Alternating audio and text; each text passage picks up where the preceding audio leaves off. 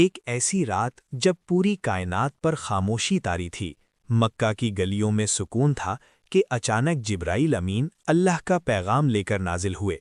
اللہ تعالیٰ نے اپنے سب سے محبوب نبی حضرت محمد صلی اللہ علیہ وسلم کو ایک ایسی دعوت دی جو رہتی دنیا تک ایک معجزہ بن گئی۔ آپ صلی اللہ علیہ وسلم نے براق پر سوار ہو کر مکہ سے بیت المقدس تک کا سفر منٹوں میں طے کیا، جہاں تمام انبیاء کرام نے آپ صلی اللہ علیہ وسلم کی امامت میں نماز ادا کی۔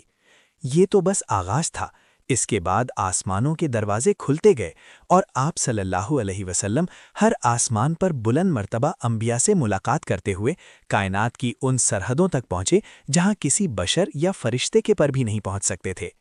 سدرۃ المنتہا کے مقام پر قدرت کے وہ نظارے دیکھے جو عقل انسانی سے بالاتر ہیں۔ اسی بلند مقام پر خالق کائنات اور اس کے محبوب صلی اللہ علیہ وسلم کے درمیان وہ گفتگو ہوئی جو سراسر رحمت تھی۔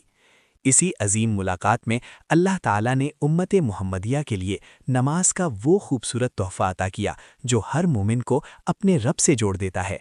جب آپ صلی اللہ علیہ وسلم واپس تشریف لائے تو ابھی بستر مبارک گرم تھا اور دروازے کی زنجیر ہل رہی تھی۔ یہ معجزہ اس بات کی گواہی تھا کہ اللہ ہر چیز پر قادر ہے اور اس کا محبوب صلی اللہ علیہ وسلم تمام جہانوں کے لیے رحمت بنا کر بھیجا گیا ہے۔